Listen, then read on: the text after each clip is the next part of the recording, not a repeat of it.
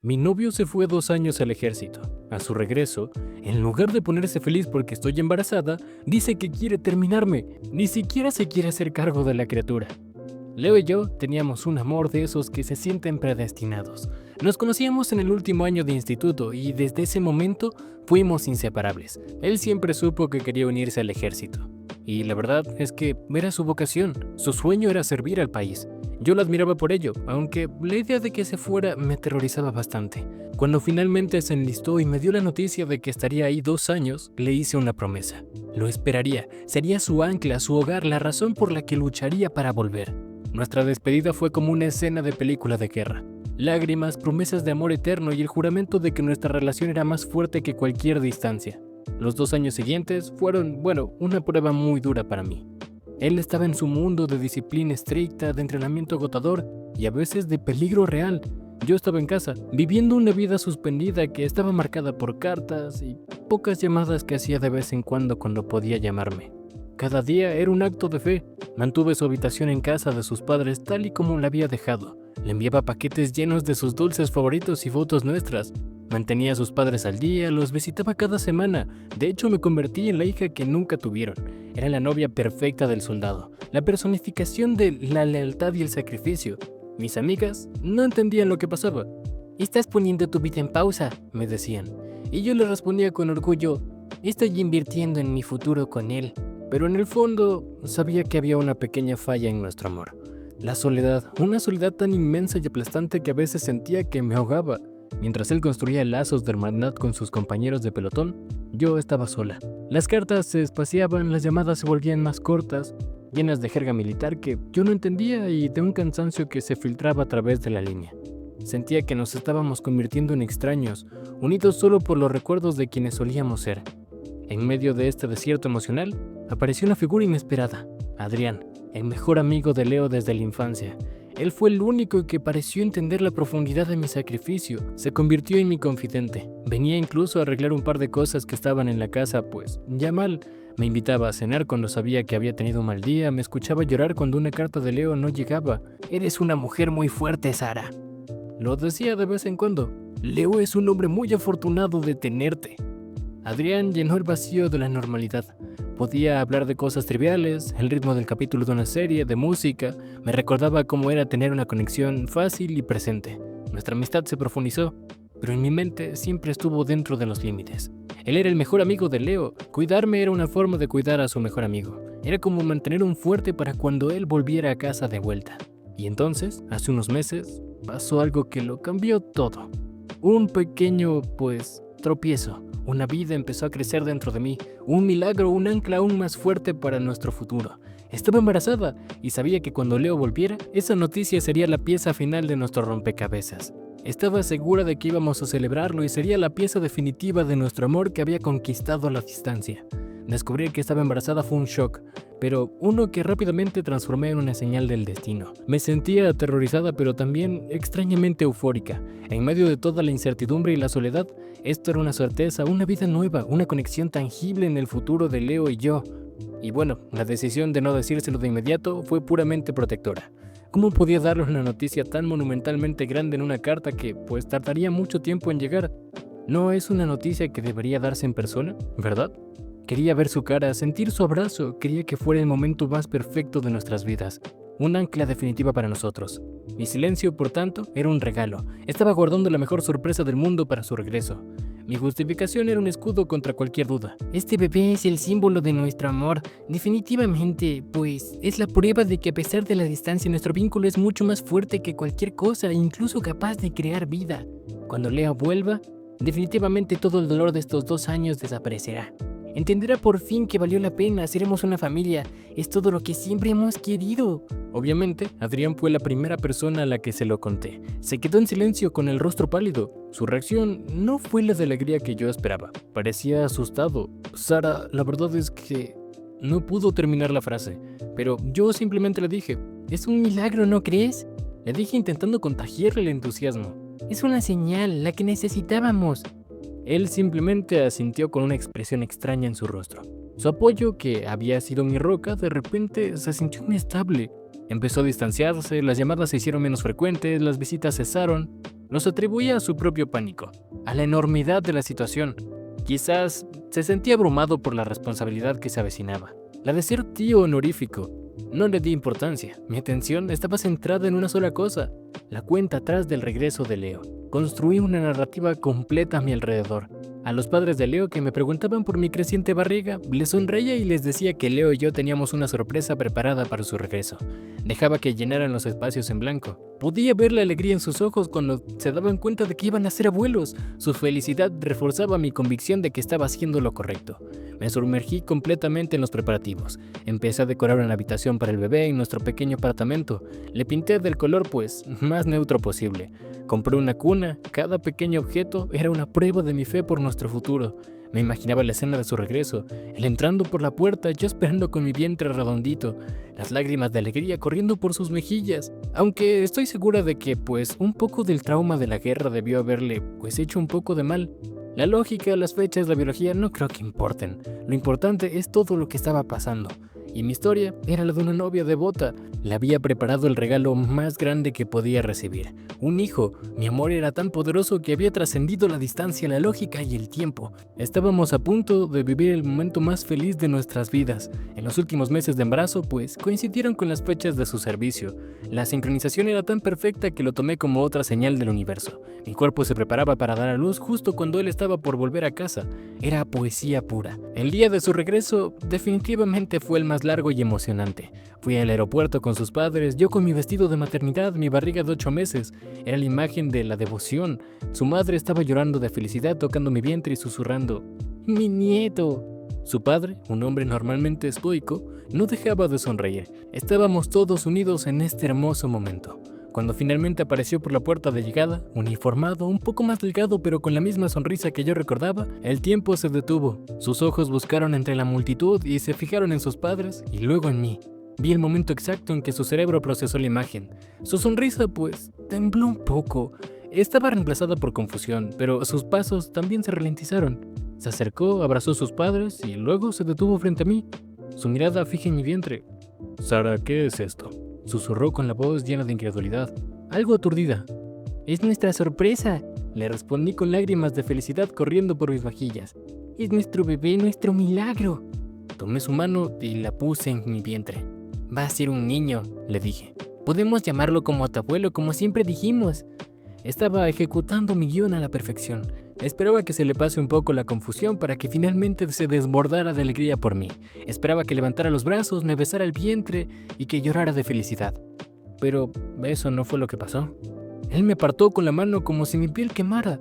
Dio un paso atrás y su rostro, que estaba lleno de alegría hace un momento, se transformó en una máscara de horror junto a una comprensión bastante lenta y dolorosa.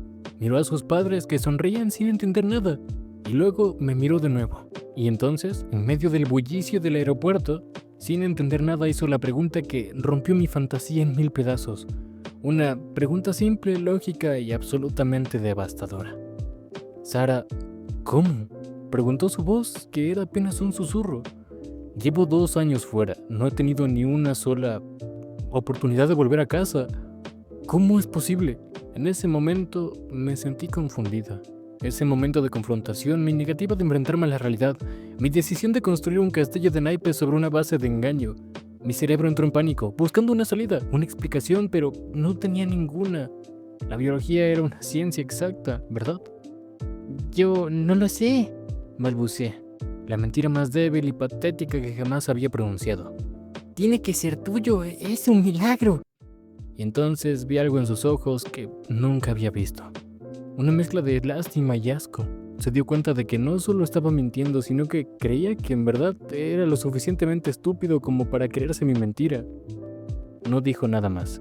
No gritó, no hizo una escena, simplemente se giró hacia sus padres, cuya alegría se había transformado también en confusión alarmante.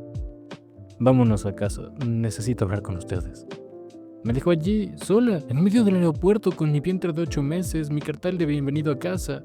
Mi fantasía había caído a mis pies y el hecho de que me hiciera esa pregunta, resonaba todo en mi cabeza. Mi final feliz perfecto se había convertido en un lapso de 30 segundos de una tragedia pública y por primera vez, una pequeña y aterradora grieta apareció en mi armadura. La verdad es que la vuelta a casa desde el aeropuerto fue la experiencia más solitaria de mi vida. Leo se fue con sus padres y me dejó a mí completamente sola. Mi teléfono permaneció en silencio. El hombre que había esperado durante 2 años me había abandonado a los 5 minutos de su regreso. La injusticia de aquello era muy abrumadora. Era como si me estuviera culpando a mí. Llegó a nuestro apartamento el día siguiente. No vino solo, vino con su hermana mayor, Clara, como si estuviera necesitando un testigo o un guardaespaldas. Él ya no llevaba su uniforme, vestía ropa de civil, pero parecía un extraño en su propia casa. Se sentaron en el sofá frente a mí. Yo había pasado la noche ensayando mi defensa, puliendo mi narrativa. Tenía que hacer una historia perfecta. Antes de que digas nada, bueno, necesitas escucharme, necesitas entender el infierno que he estado pasando. Le conté mi historia. La historia de la soledad, del sacrificio, le hablé de las noches vacías, de la sensación de que mi vida estaba en pausa. Le hablé de cómo Adrián, su mejor amigo, había sido mi único apoyo. Y entonces llegué al punto crucial. Estaba sola, Leo, y estaba asustada. Y bueno, pues Adrián, él trataba de ayudarme. Él estaba ahí para mí y entonces pues simplemente pasó. Cometimos un terrible error de una sola noche y este bebé es la consecuencia, pero no cambia lo que siento por ti, ¿sabes? Te he estado esperando, he mantenido esta casa para ti. He construido un nido para nuestra familia. Este bebé no tiene que ser un final para nosotros, puede ser un nuevo comienzo. Podemos criarlo juntos, seremos una familia como siempre planeamos. Le estaba ofreciendo una solución y un camino a seguir. Estaba dispuesta a perdonarme a mí misma y a incluirlo a él en el futuro que yo había decidido. Leo escuchó todo mi discurso sin interrumpir. Su rostro era ilegible. Cuando terminé, se quedó en silencio por un largo momento. Su hermana me miraba con una expresión de puro desdén. Así que déjame ver si lo entiendo, dijo Leo finalmente. Su voz era peligrosamente tranquila. Me pides que ignore el hecho de que te acostaste con mi mejor amigo. Me pides que ignore el hecho de que has estado mintiéndome durante meses. Que ignore el hecho de que, en ese instante, intentaste hacerme creer que este bebé era un milagro y a cambio me ofreces la oportunidad de criar al hijo de otro hombre. ¿Ese es el trato? Bueno, pues si lo pones así, es que pues es injusto. Te estoy ofreciendo una familia, te estoy ofreciendo la oportunidad de perdonar y seguir adelante. El amor de verdad perdona. No, Sara. Se inclinó hacia mí y su calma rompía por fin. El amor de verdad no traiciona. El amor de verdad no se acuesta con el mejor amigo de tu pareja. Y el amor de verdad no intenta tenderte una trampa a alguien tratando de hacer crearlo un hijo que no es suyo. Eso no es amor, es una monstruosidad. Pero te he esperado, grité. Mi argumento final, mi carta más fuerte. He sufrido por ti. No lo has hecho, replicó él con su voz bastante alta. Has vivido tu vida, has cometido tus errores y ahora quieres que yo vuelva y limpie tu desastre, que finja que no ha pasado nada y que acepte que, esta situación como si fuera un regalo. ¿Quieres que me haga cargo de tu hijo?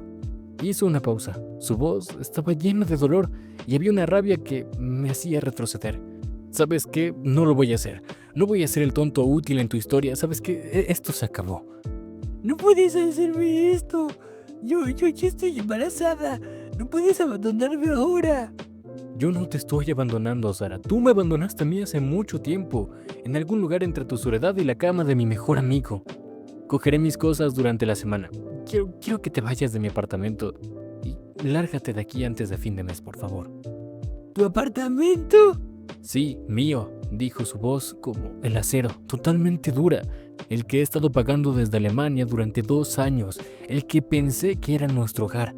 Ahora sé que era solo el escenario de tu teatro. La amenaza de Leo de echarme de su apartamento fue la declaración de guerra definitiva. Su apartamento. Después de que yo lo convirtiera en un hogar, después de que yo lo cuidara durante 2 años, después de haber pintado la habitación del bebé con mis propias manos. ¡Qué cruel era! Era una falta total de consideración por mi estado. Era monstruoso. Se fue con su hermana dejándome completamente sola, con unas palabras que me habían envenenado los oídos. En las horas y días siguientes, mi dolor se transformó en furia justa. Él no veía mi sacrificio, solo mi error. No veía mi oferta de una familia, solo la biología del bebé. Estaba siendo egoísta, inmaduro e incluso cruel. Así que decidí que quería vengarme. Mi primera llamada fue a sus padres. Estaba llorando histéricamente, les conté mi versión de la historia. Leo me está echando a la calle. Y a su nieto también. Sé que cometí un error, pero él se niega a perdonarme. No se quiere hacer cargo de la criatura. ¿Qué clase de hombre criaron? Incluso abandonó a su mujer embarazada a su propia familia. Omití, por supuesto, el pequeño detalle que Adrián era el padre biológico. En mi narrativa, este bebé era el nuestro, en un sentido espiritual, el producto de nuestro viaje en la vida. Y el ADN, pues, es solo una formalidad. No tiene nada que ver con que él sea su padre, ¿saben? Estaba usando esto para excusarse de su responsabilidad. Su madre estaba horrorizada y me prometió que hablaría con él, que le haría ver la luz. Luego de eso, decidí atacarlo socialmente. Publiqué una foto en Instagram de la habitación del bebé a medio decorar, con la cuna vacía, el pie de foto con una obra maestra de victimismo. Preparando el nido, esperando a un papá que ha decidido que su orgullo es más importante que su familia. Hay días en las que, la fuerza de una madre es lo único que queda. #mamá soltera por elección de él. Los mensajes de apoyo no tardaron en llegar. Eran de amigos, de familia, de conocidos. Todo el mundo estaba de acuerdo en que él era el malo. Era un monstruo. Cada mensaje era balsámico para mi orgullo herido. Y la verdad era un ladrillo más en este muro de mi justificación. Mi narrativa estaba clara. Yo era novia devota en este momento de debilidad causado por el abandono. Había llegado, a cometer un pequeño desliz. Pero en lugar de ser perdonada, ahora era una futura madre soltera abandonada por un soldado cruel e irresponsable que se negaba a asumir sus deberes. Él no era la víctima de una traición, era el villano que abandona a su familia por un momento de mayor necesidad. La realidad, por supuesto, era mucho más complicada. Adrián había desaparecido del mapa, estaba aterrorizado, estoy segura. Mis intentos de, contactarlo eran recibidos con silencio. Estaba sola, de verdad, pero no dejaría que esto me detuviera. Leo no es solo un desconsiderado, es más, está siendo un cobarde. Está huyendo de la responsabilidad de ser hombre, de perdonar, de aceptar el amor de todas las formas imperfectas posibles. Él cree que puede simplemente irse, pero no entiende. Yo llevo en mi vientre su futuro, un futuro que él ayudó a crear con su ausencia. No puede simplemente abandonar este proyecto a la mitad. Y no pienso permitírselo. Si no quiere hacerse cargo por las buenas, entonces tendrá que hacerlo por las malas. Actualización. Han pasado 2 meses y ahora tengo a mi hijo. Lo llamé Nicolás. Es perfecto y cada vez que lo miro, mi determinación se fortalece. Él merece un padre y yo sé quién debería ser su padre. Leo obviamente hizo una campaña de difamación en mi contra. Y lo peor es que muchas personas le creyeron, incluso sus padres. Mi publicación en Instagram causó revuelo, pero también me trajo problemas. Algunos amigos en común empezaron a hacer preguntas incómodas, a conectar puntos. La verdad, o al menos la versión de Leo de la verdad, comenzó a filtrarse. Así que tuve que cambiar de estrategia. La opinión pública es voluble. Necesitaba un arma más poderosa, la ley. Contraté a un abogado, le conté mi versión, una cuidadosamente elaborada. Le dije que Leo y yo habíamos estado juntos durante años, que él se había ido y a su regreso había negado su paternidad para eludir responsabilidades. Iniciamos un proceso de reclamación de paternidad y manutención. El abogado me advirtió: Sara, si él solicita una prueba de ADN, este caso puede desmoronarse, ¿sabes?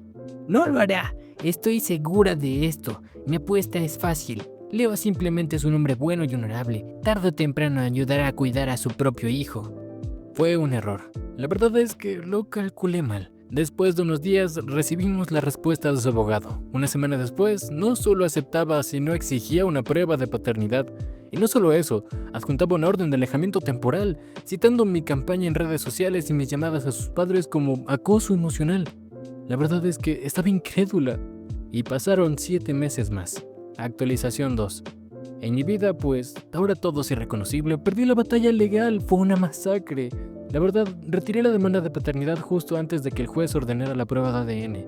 Mi retirada se sintió como una admisión de culpa ante los ojos de la ley y todas las personas que me conocían. La orden de alejamiento se hizo permanente por 1 año. Leo ganó, se liberó de mí y de mi hijo. Adrián, el padre biológico de Nicolás, finalmente reapareció.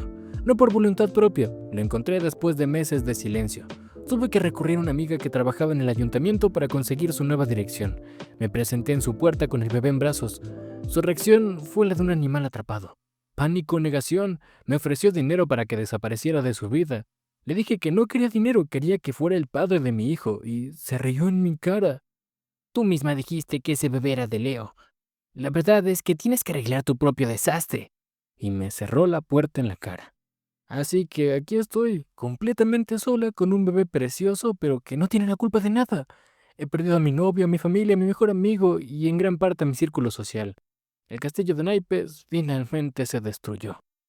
He tenido mucho tiempo para pensar en este apartamento silencioso con la única compañía de la respiración de mi hijo, y sé que lo que pasó fue malo. Intenté escribir un cuento de hadas, un final feliz para una historia triste. Quería tanto que esta historia fuera verdad, que intenté doblar la realidad de mi voluntad. Pero la realidad es que, bueno, la verdad es que cometí un error. No culpo a Leo de lo que pues pasó, entiendo su reacción aunque todavía me parece algo cruel. Tampoco culpo a Adrián, él es un cobarde, pero yo le permití esto. La culpa es mía. Es una píldora amarga, casi imposible de tragarse, ¿saben? Miro a mi hijo y él no es un milagro ni una consecuencia, es una persona real, me necesita. Mi vida ya no se trata de recuperar a un hombre, de ganar una batalla de narrativas, se trata de él. Mi plan ahora no es una estrategia de manipulación, es mucho más simple y mucho más difícil también. Es levantarme cada mañana y ser la madre de este niño que merece. Quizás, si me esfuerzo lo suficiente, algún día Leo pueda perdonarme. Spider Chems, Spider Chems. Hey tú, alto ahí guapo, ¿qué crees que estás haciendo? Dale like al video, comenta un comentario en la cajita de comentarios y suscríbete al canal si te gustó este video.